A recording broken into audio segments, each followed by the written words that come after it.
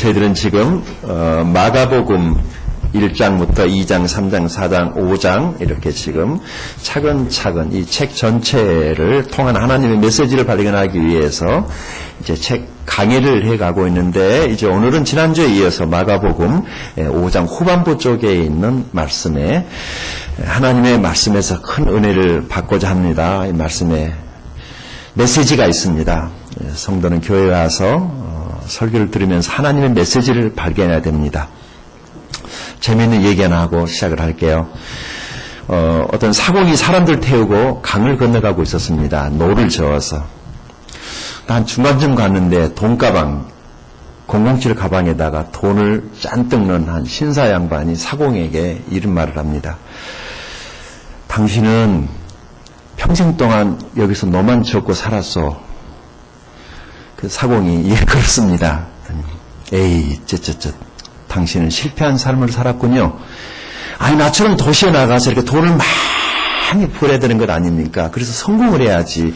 평생 여기서 노만 저고 살았으니 당신은 실패했습니다. 라고 말을 합니다. 이번에는 또 검은색 안경을 낀 한 분이 또 불쑥 얘기를 또 꺼내기 시작을 합니다. 이 사공 양반, 당신은 공부를 얼마나 했어? 학교는 어디까지 나왔어? 라고 물어보는 것입니다. 저는 공부를 별로 못했습니다. 라고 그렇게 주관한 소리로 말을 했어요. 어허! 불쌍한 양반이구만. 아니, 나처럼 이렇게 공부를 많이 해가지고 박사학위도 가지고 석사학위도 가지고 사회적인 그런 유명한 사람이 돼야지. 여기서 이렇게 노만 적고 살면 되겠냐고 말이죠. 당신은 실패한 인생을 살았어. 라고 이렇게 말을 하니까 사공이 마음이 더 쫄아들었습니다. 이번에는요, 아주 그냥 머리끝에서 발끝까지 명품으로 도배를 하고 멋진 선글라스 낀 청년이 또 일어나가지고 또 이렇게 말을 합니다. 이 사공 양반, 당신이 어디 여행을 해봤어? 저는 아무 데도 못 가봤는데요. 에이, 당신은 실패한 인생을 살았군요. 나처럼 여기 여행을 하면서 살아야지. 그것이 인생이지. 여기서 평생 너만 쪼고 살았으니 당신은 실패한 인생을 살았습니다. 그런데요, 사공이 묵묵히 노를 젓고 가는데 갑자기 호수에 풍랑이 일다가 파도가 그냥 꽉 커지다가 배가 홀라당 뒤집어 퍼져 버렸습니다. 사람들이 빠져가지고 이제 살려달라고 아우성을 칩니다. 그때 사공이 그 물에 빠져 허우적거리는 사람들 향해서, 아니, 당신들은 이렇게 쉬운 수영도 안 배웠어? 당신들이야말로 진짜 실패인 사람들이네. 그러면서 여유있게 웃으면서 이분은 헤엄쳐서 살아나왔다는 재미있는 글이 있습니다. 오늘 본문을 보게 되면 예수님의 옷자락만 내가 만져도 내 몸에 있는 병이 나을 거야 라는 이런 믿음을 가지고 주님 앞에 나온 이 혈병 걸린 여인에 대한 이야기가 성경에 있습니다. 단순히 이 여자가 자기 몸에 병을 고침받았다라는 그런 이야기보다 훨씬 더 깊은 영적인 교훈들이 많이 있는 본문 내용입니다. 물론 예수님 만나면 병 고침 받기도 하죠. 그러나 그것이 예수 믿는 것의 전부는 아니라고 하는 사실입니다. 우리 작은 믿음이라도 우리 주님께서 인정하실 때, 주님이 원하시는 그런 믿음의 그런 반응이 있을 때 기적도 일어나고 하나님 놀라운 축복이 우리의 삶에 있게 될 것이라는 그런 교훈을 주시는 말씀입니다. 이 본문 속에 우리 흔히 가질 수 있는 세 가지 질문에 대한 해답을 제시하고 있는데, 본문은요, 어떤 해답을 우리에게 주고 계시는가? 첫 번째, 하나님은 공평하시다라고 하는 것입니다. 우리 하나님이 공평하시다라고 하는 것을 어떻게 알 수 있느냐 하면은, 이제 이 본문을 이해하기 위해서 여기 21절에서 24절까지를 좀 볼 필요가 있습니다. 같이 한번 보실까요? 자, 본문 21절, 24절 같이 한번 읽어보겠습니다. 시작. 예수께서 배를 타고 다시 맞은편으로 건너가시니 큰 무리가 그에게로 모이거늘 이에 바닷가에 계시더니 회당장 중에 하나인 야이로라 하는 이가 와서 예수를 보고 발 아래에 엎드려 간곡히 구하 이르되 내 어린 딸이 죽게 되었사오니 오셔서 그 이에 손을 얹으사 그로 구원을 받아 살게 하소서 하거늘 이에 그와 함께 가실새 큰 무리가 따라가며 에워싸 밀더라. 예수님께서 그 바다를 잔잔하게 하시고 그 다음에 거라사인의 지방에 들어가가지고 그곳에서 군대 귀신 들려서 인생이 망가져 있던 한 사람을 고쳐주시고 그리고 다시 건너편 마을로 왔는데 거기 사람들이 구름대처럼 몰려온 것입니다. 구름대처럼 몰려왔어요. 그런데 그렇게 많은 사람들 중에 그 유대인들이 모이는 그 장소에 그 회당이라고 하는 그 장소를 책임지고 있었던 야이로라고 하는 그 회당 책임자 한 사람이 예수님께 나와서 발 앞에 넙죽 엎드려서 주님, 제 딸이 지금 죽어가고 있습니다. 주님, 제 딸이 죽어가고 있습니다. 좀 살려주십시오. 주님이 오셔서 손만 얹어주시면은 제 딸이 병에서 노인받고 구원받을 것 같으니까 제발 저희 집에 가셔서 제 딸의 손을 좀 얹어주십시오. 라고 간곡히 간청을 하는 것입니다. 그래서 예수님께서 그 야이로의 딸을 지금 고쳐주러 지금 가고 있는데 많은 사람들이 예수님을 지금 에워싸고 있더라. 여러분 이 장면을 머릿속에다가 두셔야만 오늘 설교 속에 하나님의 메시지를 발견할 수 있습니다. 이 장면이 머릿속에 있어야 돼요. 예수님이 지금 야이로의 집에 그 딸을 고쳐주러 지금 가고 있는데 예수님은 수많은 사람들이 에워싸고 있다. 예수님이 지금 사람들에게 둘러싸여 있다는 것이죠. 그런데 지금 예수님을 둘러싸고 있는 그 수많은 사람들 가운데 예수님을 가장 가까이서 둘러싸고 있는 사람들의 무리가 누구일까요? 예수님 제자들 몇 명이죠? 그래서 한 12명 정도가 둘러싸면은 그 원이 상당히 크겠죠. 그래서 예수님의 12제자들 중에 특별히 또 수제자 그룹이 3명이 있어요. 누구죠? 베드로, 야고보, 요한이죠. 그 중에 가장 으뜸가는 자칭 수제자라고 생각하는 사람이 누구예요? 베드로. 자, 잘 생각해 보세요. 지금 예수님이 가장 가까이 있는 사람은 베드로예요. 그리고 3명의 수제자가 완전히 밀착 경호를 하는 겁니다. 3사람이 완전히 둘러쌌어요. 아마 틀림없이 베드로가 예수님 앞에 섰을 것 같아요.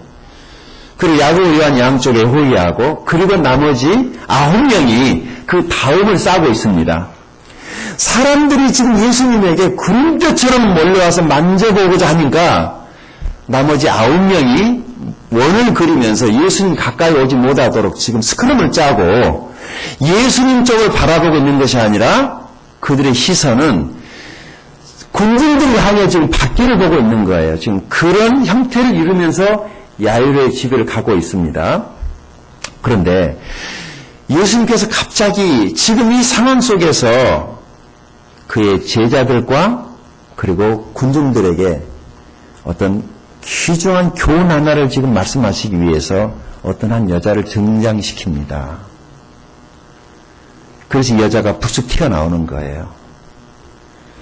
이 여자가 누구냐면은 성경이 이렇게 소개를 합니다. 25절, 26절 읽어볼까요? 시작.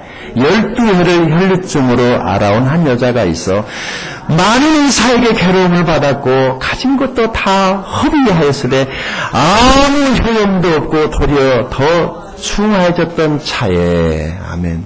불쌍한 여자죠. 이 혈루증이라고 하는 이 병은 현대의학으로도 잘 고칠 수 없는 그런 여성들에게만 있는 아주 골치 아픈 그런 병이었습니다.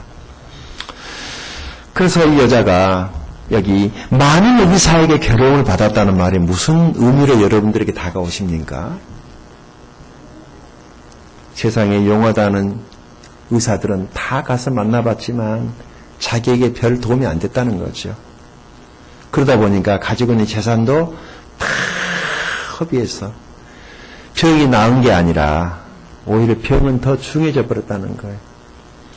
오늘날 그 홈쇼핑을 보게 되면은 이 세상에 좋은 약은 다 나오더만요. 거기 있는 거 먹으면은 진시 황제가 찾았던 그 불로초처럼 말이죠. 평생 안 죽고 평생 살겠더라고요. 근데 문제는 하나님께서 말씀하시기를 한 번 죽는 것은 사람에게 정하신 것이요 그 후에는 심판이 있으리라고 말씀하셔서 모든 인생들은 다 한 번쯤은 죽습니다. 우리 하나님 얼마나 공평한지 모릅니다. 본문의 첫 번째 교훈은 이것입니다. 우리 하나님은 공평하시다라는 것을 지금 말씀하고 계시는 것입니다. 어떤 면에서 공평하느냐? 지금 제자들은 예수님 곁에 바짝 가까이 있으니까 제자들 나름대로는 이렇게 생각을 했을 거예요. 그래도 말이야, 베드로는 내가 수제자야. 그리고 야고보, 요한도 나머지 12명의 제자들도 내가 예수님 가까이 있으니까 다른 사람들에 비해서 내가 예수님 그 바다를 잠잠하게 하고 귀신을 쫓아내는 그 능력 많으신 분 옆에 있으니까 그래도 내가 그분 때문에 내가 지금 하늘을 하고 있다라고 스스로 자기들의 가치를 높이고 있었어요. 그렇지만 그들의 마음속에 주님을 향한 믿음은 아직 없었어요. 그 예수님께서 그들의 허풍을 그들의 지금 잘못된 신앙을 바로잡아 주기 위해서 이 불쌍한 여자를 갑자기 등장시킨 것입니다. 배부른 사람 곁에 있다고 내배부른 거 아니죠. 내가 먹어야지 내가 배가 부릅니다. 신앙생활을 그렇게 하시는 분이 있어요. 큰 교회를 가면은 마치 그 큰 교회의 믿음이 자기 믿음이 되는 것처럼 착각하려는 것이 우리 속에 있단 말입니다. 어쩐지는 개척교회나 작은 교회 몇 명 모여 있는 시골의 불쌍한 교회를 가면은 자기조차도 초라해지는 것 같아서 그냥 그런 교회는 있는 믿음도 까먹는 것 같아서 큰 교회를 가면 큰 믿음 있는 줄 알고 예배당도 크고 사람도 많이 있는 교회를 가지만 그것은 내 믿음하고 상관없습니다, 여러분. 예수님 곁에 아무리 가까이 있어도 내 자신에게 예수님에 대한 바른 이해, 그분이 어떤 분인가에 대한 믿음이 없으면 자기가 아무 일도 일어나지 않는다는 것을 주님이 말씀하시는 거예요.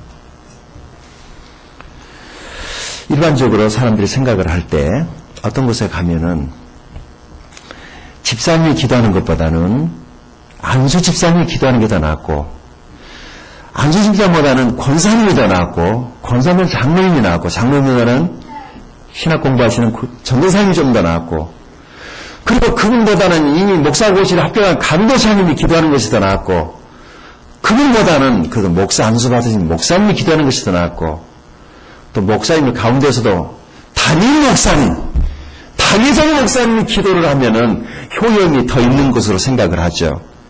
여러분 그렇게 생각하세요?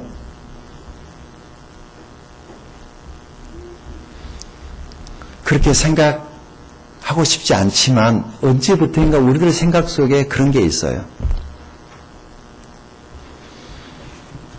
그래서 그냥 어쩐지 기도를 해도 목사님이 기도를 해도 하나님 가까이 계시니까 여러분 목사는 하나님 가까이 있는 사람인가요? 집사님은 쫙 바닥에 있고 성도들은 그냥 기도해도 하나님이 그냥 들어주시도 않고 어떻게 생각하세요? 오늘 본문이 그런 질문에 대한 해답을 우리에게 제시하고 있는 것입니다. 도대체 언제 누가 평신도와 성직자를 갈라놓고 구분하기 시작을 했는지 이것은 우리들이 꼭 알아야 될 아주 굉장히 중요한 사실입니다. 성경에는 성직자가 있습니까? 없습니까? 말해보세요. 성직자.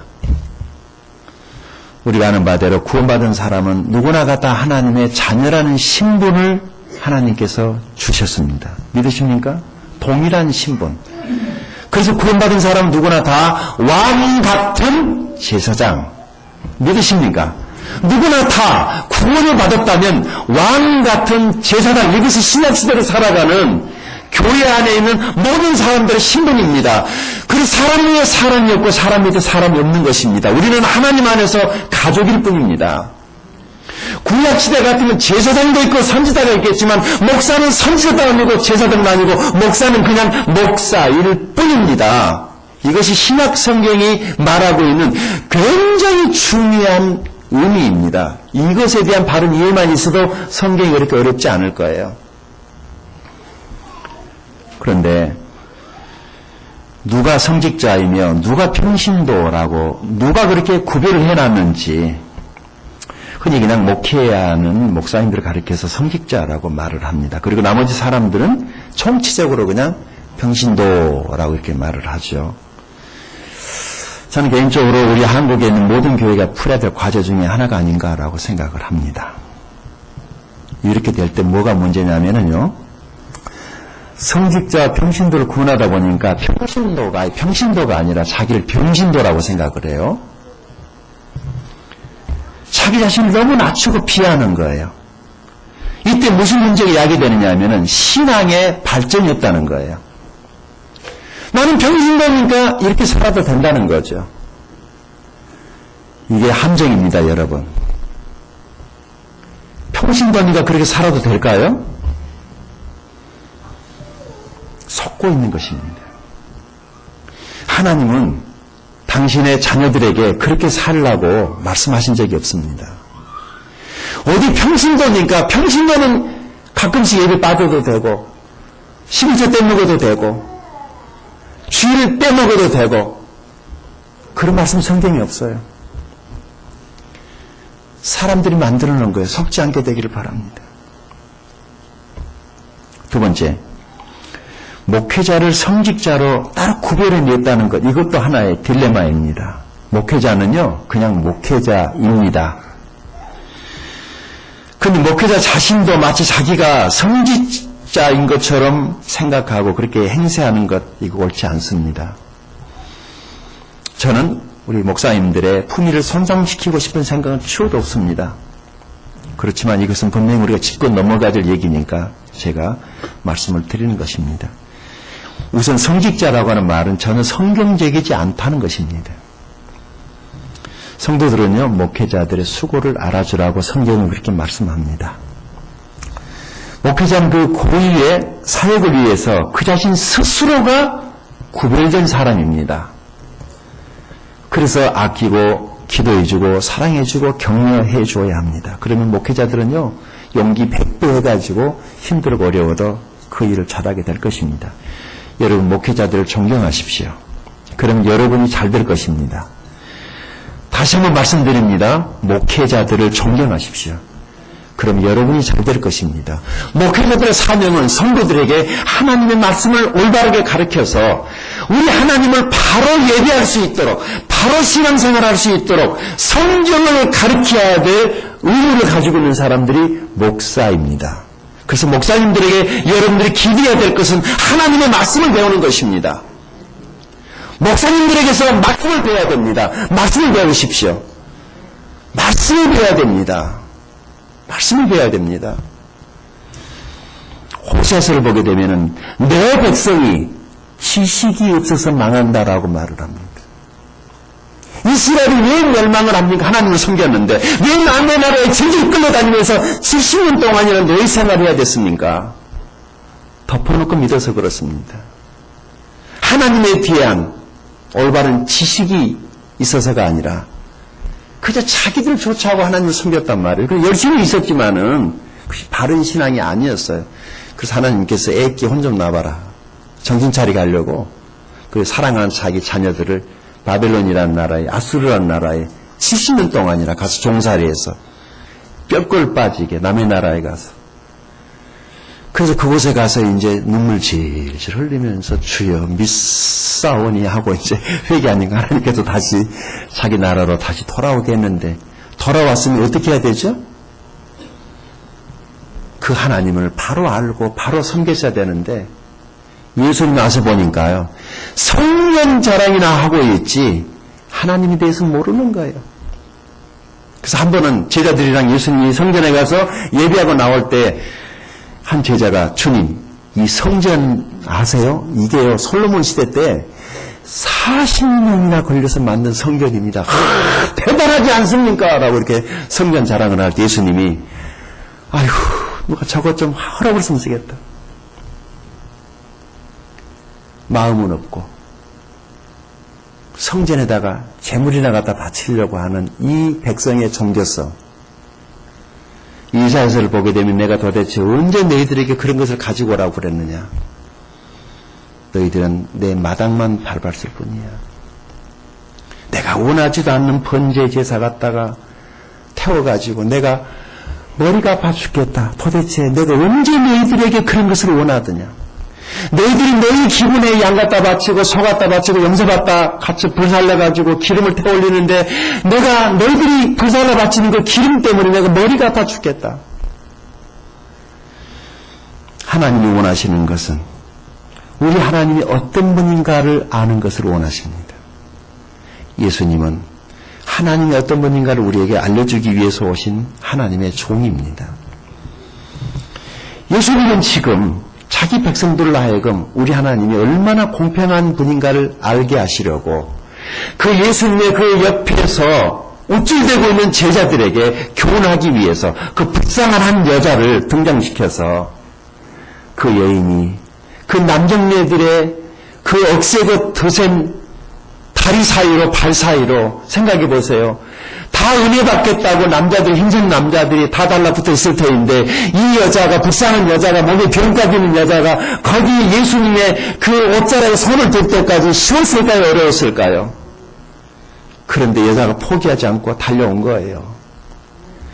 그래서 어떻게 남자들 다리 사이로 손을 내밀어 가지고 예수님의 옷자락에 손이 바짝 단 거예요.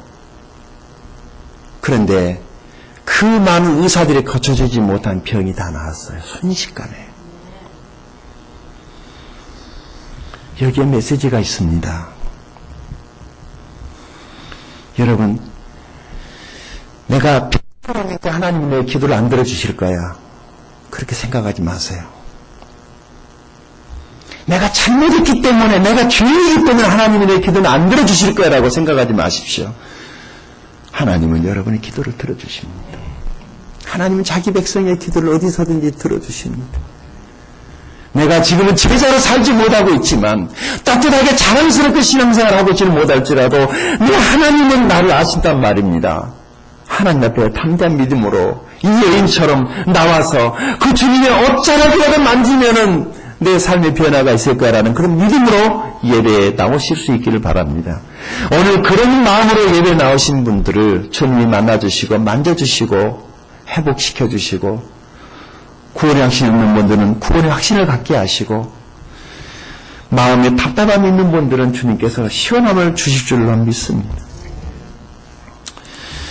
사람들은 목회자는 평신도보다 하나님과 더 가까이 있기 때문에 그냥 우리 목사님이 기도를 해야지 내 기도가 잘 될 거야라고 목사님에게 오지 마시고 저는 당연히 여러분 위해서 기도합니다.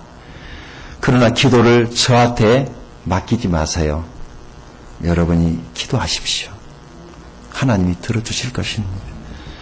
누가 와서 저기 호주도 가고 그랬더니 한국 사람들은 한국에서 하던 것을 호주에서도 그렇게 하더라고요. 제가 강의하고 있는데 강단에 봉투를 가지고 와서 이렇게 올려놓습니다. 뭡니까? 그랬더니 목사님 기도해 주세요. 그랬더니 기도는 해드리죠. 헌금을 하시려면 헌금함에 가서 헌금하세요.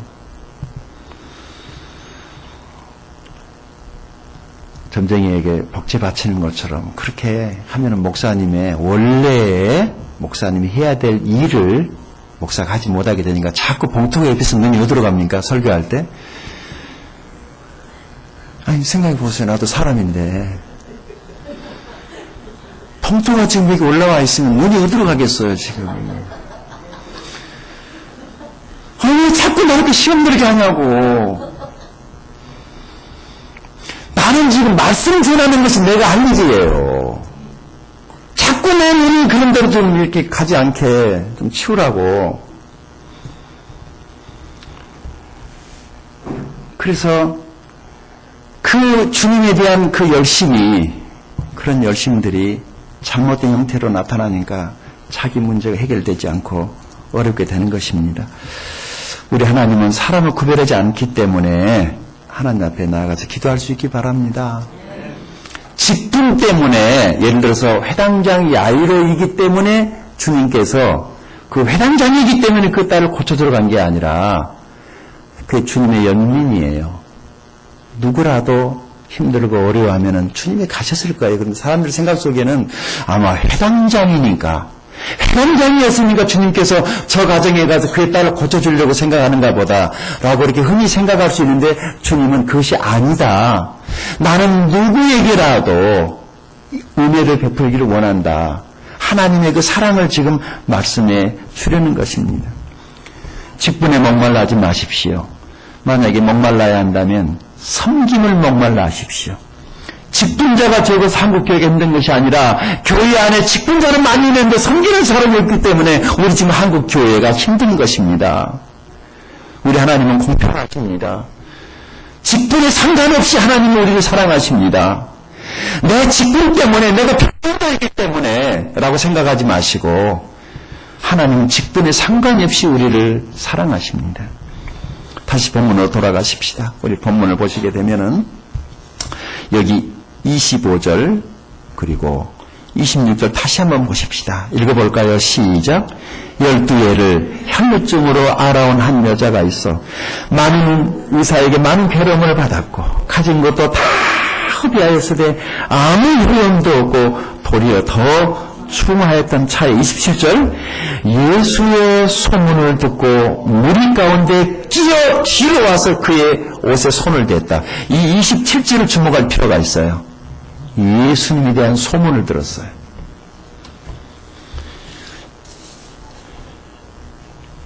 교회에 올 때 예수님에 대한 소문을 듣고 오죠. 교회에 오면은 사람이 눈에 보이는데 예수님은 안 보인단 말이죠. 그래서 사람들만 보고 가시면 안 돼요. 교회의 주인은 예수님이십니다. 이 여자가 예수님에 대한 소문을 듣고 왔는데 어떻게 왔어요? 무리 가운데로 끼어 뒤로 왔다. 이해가 되세요? 그러니까 앞쪽에는, 예수님 앞쪽에는, 혹시 저를 보세요. 그 텔레비전 같은 데 보면 유명 인사가 그 카메라에 나올 때 한창 인터뷰하고 있으면 그 뒤쪽에서 누가 와서 이렇게 사라지는 사람들 있죠. 그 잠깐 한 커트라도 비쳐 보이고 싶어서, 잘나 보이고 싶어서 짠하고 이렇게 사라지는 사람들, 얄미워. 그 대선 주자들, 기자회견하고 그럴 때도 뒤쪽에 와가지고 막 이러고 가는 사람들이 있어요. 누구라도 유명한 사람 옆에 있고 싶어 하지 않겠어요? 예수님 곁에 얼마나 많은 사람들이 몰려왔을 때 그 제자들의 마음이 좀 높아져 있었던 것 같아요. 비록 우리가 좀 시골 어부 출신이지만 말이야, 그래도 내가 예수님 왼편에 오른편에 있다라고 제자들이 지금 의시되고 있는 것입니다. 그런데 주님은 그들의 텅 빈 마음을 책망하시는 거예요. 왜 그렇게 속이 없냐? 너희들이 내 곁에 있다고 그래서 그게 너희들은 무슨 의미야? 교회에서 살면 뭐예요? 우리가 기도를 안 해서 지금 문제인가요?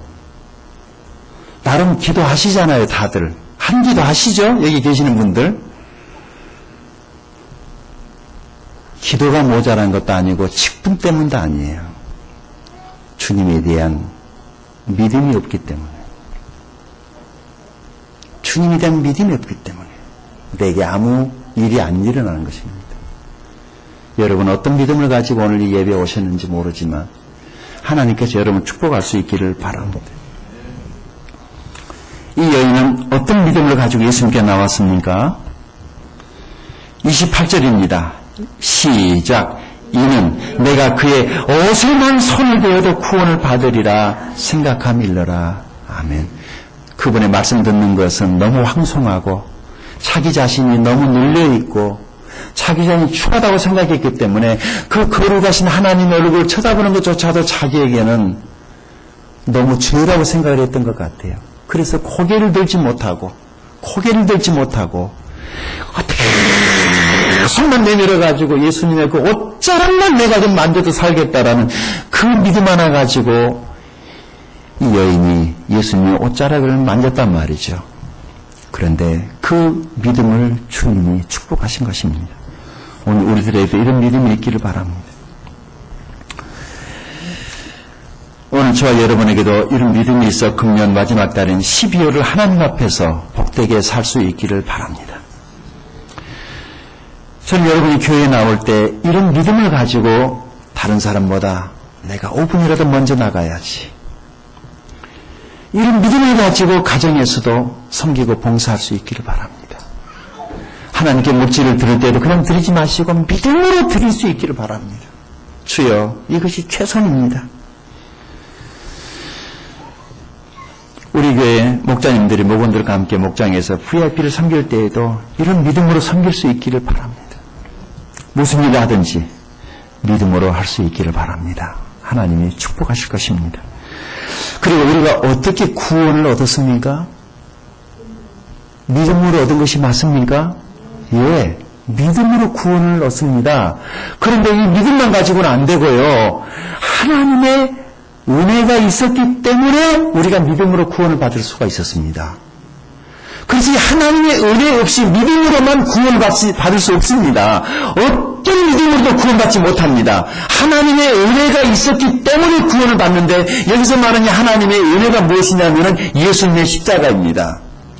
예수님이 2000년 전에 이 땅에 오셔서 우리의 죄 때문에 형벌받으시고 십자가에서 피 흘려 죽으시고, 그래서 우리 모든 죄를 다 사해 놓으셨기 때문에 그 사실을 우리가 믿을 때 구원을 받습니다. 그래서 이 은혜와 믿음을 따로따로 떼어놓을 수가 없는 것이죠. 여러분, 주님의 은혜로 구원 받으셨습니까?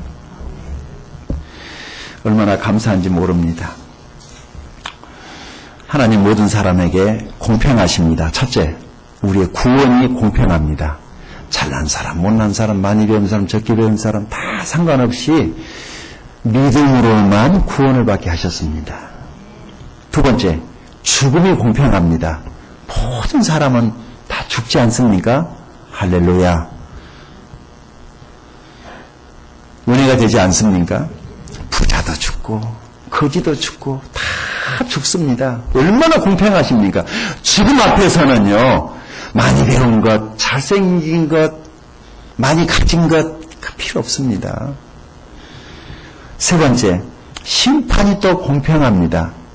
예수 믿고 구원받은 사람은 천국에 가고, 그렇게 믿으라고 해도 예수님을 거절했던 사람은 지옥에 간다고 성경이 말씀합니다. 그러니까 믿으라고 할 때 어떻게 하면 돼요?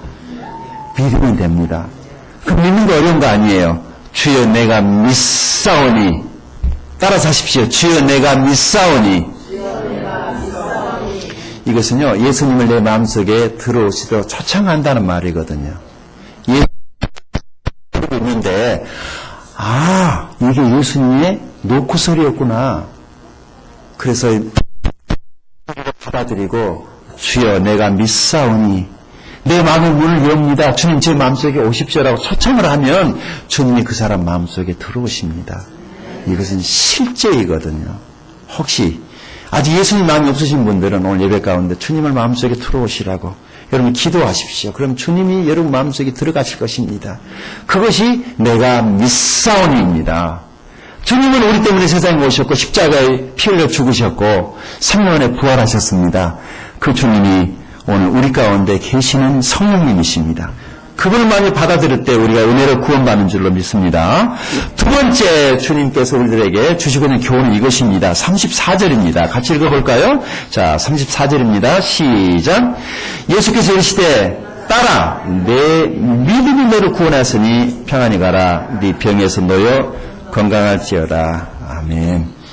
누구에게 믿음이 있어야 됩니까? 다 믿음이 있어야 돼요. 그리고 목사님 저에게 부탁하지 마세요. 나도 힘들어 죽겠는데, 나도 딸려 죽겠는데 막 여러분들이 막 부탁을 힘들어 죽겠어요. 여러분의 믿음이 중요합니다. 이 여자가 자기 믿음을 가지고 왔어요. 어떤 믿음이요? 내가 예수님의 옷만 만져도 나을 거야 라고 하는 그런 믿음을 가지고 와서 주님이 축복해 주신 것입니다. 내 믿음이 나를 구원합니다. 만지면은 병도 고침받을 수 있고 삶의 문제도 해결이 됩니다. 터치라고 그러죠. 예수님의 터치가 있어야 됩니다. 놓고 보니까요, 교회 문제도 아닌 것 같고, 목사님의 설교 실력 문제도 아닌 것 같고, 목사님의 외모 문제도 아닌 것 같고, 언제나 문제는 내 믿음의 문제입니다. 나에게 믿음이 없는 게 문제입니다. 오늘 하나님께 우리 마음속에 이런 기도가 있기를 바랍니다. 주여 나에게 믿음을 주시옵소서.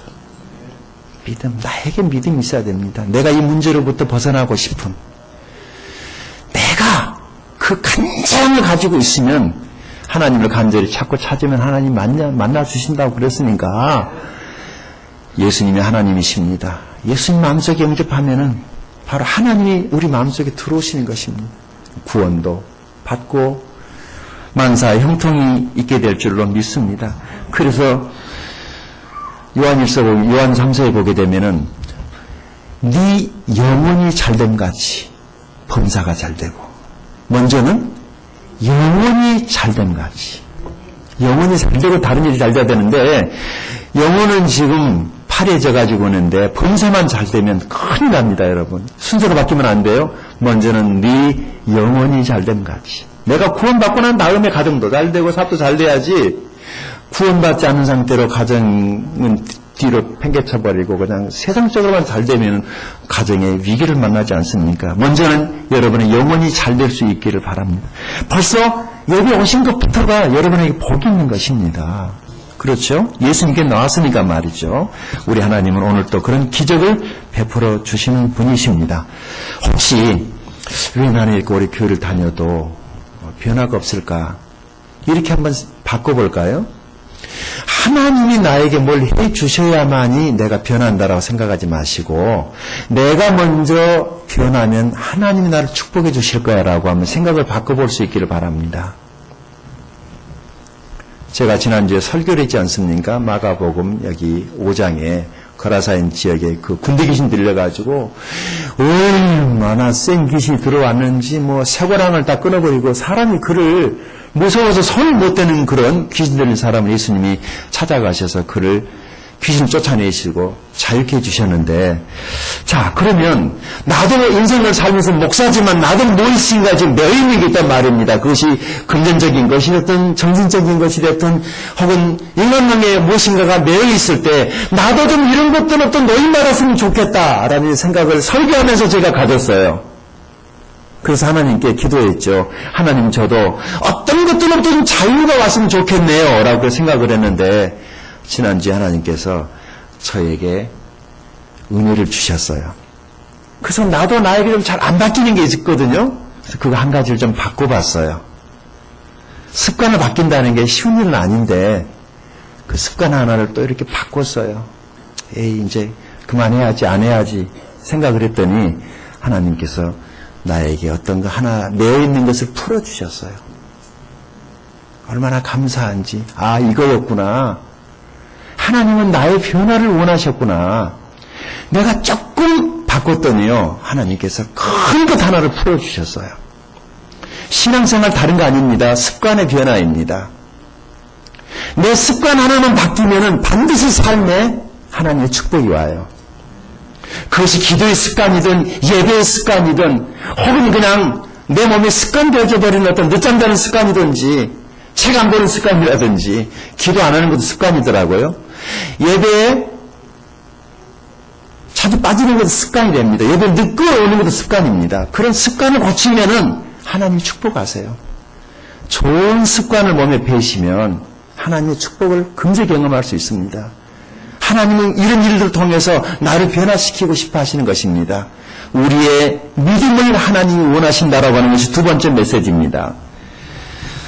저는 여러분도 습관의 변화가 와서 하나님의 축복을 경험할 수 있기를 바랍니다. 마지막 세 번째입니다.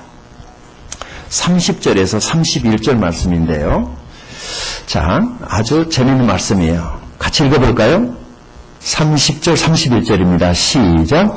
예수께서 그 능력이 자기에게서 나간 줄을 곧 스스로 아시고 무리 가운데 돌이켜 말씀하시되 누가 내 옷에 손을 대었느냐 하시니 제자들이 여짜오되 무리가 에워싸 미는 것을 보시며 누가 내게 손을 대느냐 물으시나이까? 무슨 말이 이해가 되세요? 아니 주님, 우리가 지금 주님을 이렇게 지금 밀착 경호를 하고 절대 사람들이 주님 곁에 지금 다가올 수 없도록 이렇게 지금 애를 쓰고 있는데 도대체 누가 주님을 만졌다고 말씀하십니까? 라고 제자들이 주님께 말씀을 해요. 그런데 주님 뭐라고 그러냐면 아니다! 누가 만졌다. 안 만졌어요. 우리가 이렇게 지금 에워싸고 있는데요. 주님 밑에 아무도 가까이 못 오겠어. 그랬더니 아니야 누가 만졌어. 라면서 가던 걸음을 팍 멈춰 서면서 뒤를 돌아다 봤어요.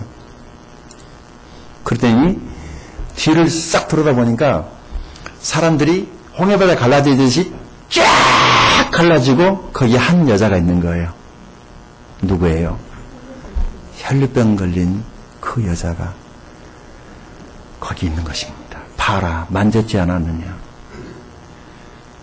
제자들이 놀랐을까요? 베드로가 기절 초풍했을 것 같아요. 만지면 우리가 만졌는데 자기들이 무슨 일이 일어났어 안 일어났어요? 왜 제자들에게 아무 일도 안 일어났죠? 아무 생각 없이 다녔으니까. 교회를 아무 생각 없이 다니면 그렇게 됩니다. 10년 다녀도 맹탕입니다. 20년 다녀도 아무 일도 안 일어납니다. 그러나 어떤 사람은요, 교회 온 지 얼마 안 되는데 금방 구원받고 은혜 받고 새 사람 돼서 막 변화돼가지고 막 키가 자라기를 대나무 자라듯이 막 쑥쑥쑥쑥 자라면서 막 삶의 변화가 있는가 하면은 어떤 사람은 그때도 그 모습, 지금도 그 모습, 5년 전에도 그 모습, 10년 전에도 그 모습. 안 되는 사람이 있어요. 주님과의 만남이 있어야 됩니다. 예수님께 대한 믿음이 있어야 됩니다. 이걸 터치라고 그럽니다. 오늘 그 주님을 만나는 역사가 있기를 바랍니다. 주님은 말씀이십니다. 그래, 나에게 말씀하고 계시는 바로 이분이 주님이시구나라고 감동이 있기를 바랍니다. 여러분 찬양을 하시다가 기도하다가 그래 지금 성령께서 아주 가까이 내게 와 계신다라고 여러분이 손을 내밀어서 그 주님의 손을 만날 수 있게 되기를 바랍니다. 제자들은 예수님과 거의 붙어 다녔지만 아무 일도 일어나지 않았습니다. 베드로는 아예 얼굴을 예수님의 품에다 부비고 다녔을 거예요. 그래도 아무 일 일어나지 않았습니다. 그러나 믿음을 가지고 왔던 이 여자는 그 믿음 때문에 병이 낫게 된 것입니다.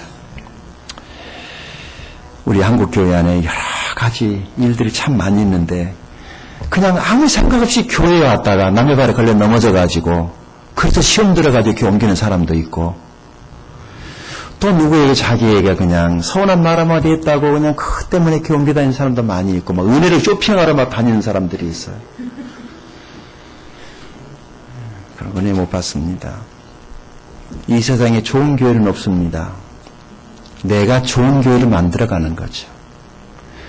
좋은 교회는 가면은요, 이미 나는 손님이에요. 손님은 은혜 못 받습니다. 주인이 은혜 받습니다. 언제나 주인의식을 가지고 사람들을 섬기고 그래서 우리 모두가 다 불완전한 사람들이 모여있지만 우리가 서로가 한 사람 한 사람이 서로 협력해서 우리가 좋은 교회 공동체를 만들어서 우리 교회라도 사람들에게 박수받는 그런 교회가 됐으면 좋겠습니다. 칭찬받는 교회가 됐으면 좋겠습니다. 교회 사이즈 문제가 아니고 그 질 문제라고 저는 그렇게 생각을 합니다. 건강한 교회, 저는 우리 교회가 꿈꾸는 교회, 건강한 교회입니다. 오늘 이 말씀 속에 마지막 여러분과 나누고 싶은 말씀이 바로 이것입니다. 사실은 여기 35절에 읽어볼까요? 시작. 아직 예수께서 말씀하실 때 회당장의 집에서 사람들이 와서 회당장이 이르되 당신의 딸이 죽었나이다. 어찌하여 선생을 더 괴롭게 하나이까. 자, 기가 막힌 이야기를 들었어요. 예수님이 지체하고 있는 것처럼 느껴지지 않습니까? 그러나 주님은 이 회당장 야이로의 딸을 가서 살리십니다.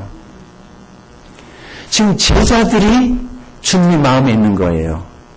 제자들의 생각이 좀 바뀌어야 되는 거예요.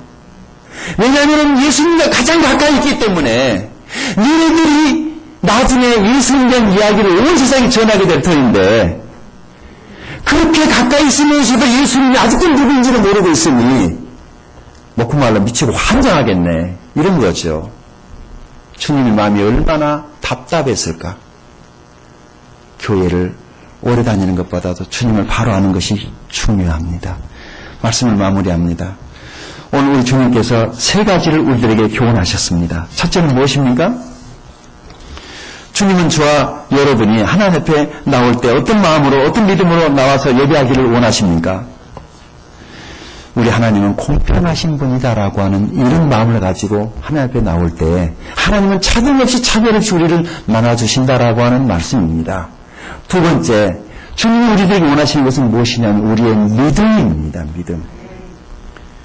우리 믿음으로 예배할 때 삶의 변화가 있고 그 믿음을 주님 축복하신 줄로 믿습니다. 세 번째는요, 예수님이 어떤 분인가에 대한 바른 믿음이 필요합니다. 우리 지금 병도 고쳐주시고 가정 문제 해결해 주시고 우리를 구원해 주시는 하나님인 줄로 믿습니다. 기도하겠습니다. 자, 이제 조용히 눈을 감고 하나님 앞에 조용히 우리 자신을 한번 돌아보는 시간이 되길 바랍니다.